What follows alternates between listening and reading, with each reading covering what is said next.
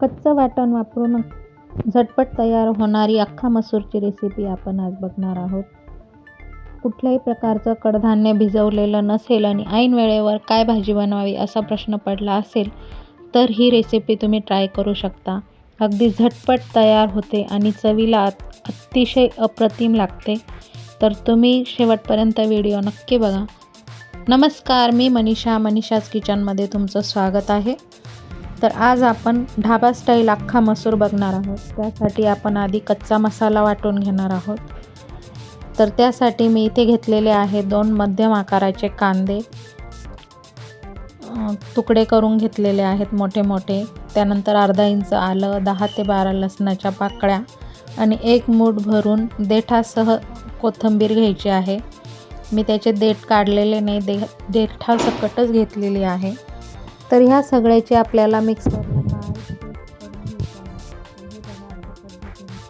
आता लगेच आपण भाजीला फोडणी देणार आहोत. तर इथे मी कुकरमध्ये 2 पळ्या तेल गरम करून घेतलं आहे. त्यात मी आपण जे वाटण घेतलं होतं ते टाकून घ्यायचं.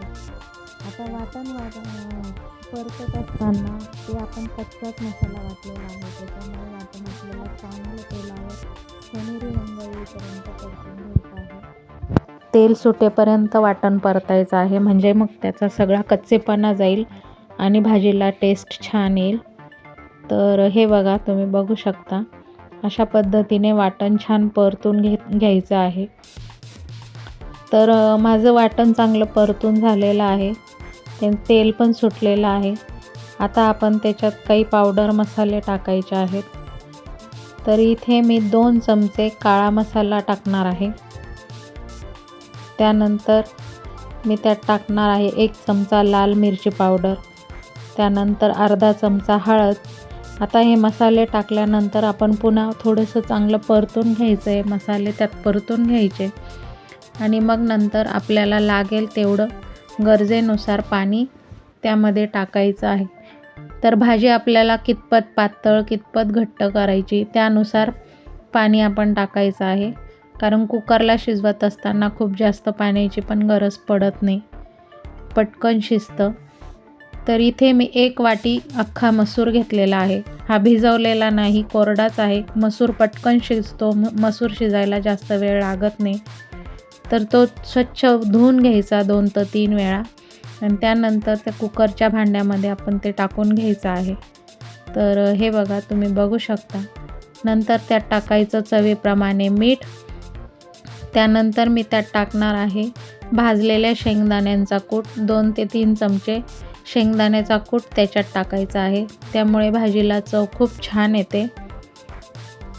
तर हे बघा, तर कूट टाकल्यानंतर मी चांगलं ते व्यवस्थित मिक्स करायचं आणि मग लगेच कुकरचं झाकण लावायचं आणि जवळजवळ 5 ते 6 शिट्या होईपर्यंत चांगलं गाळ शिजू द्यायचं आहे.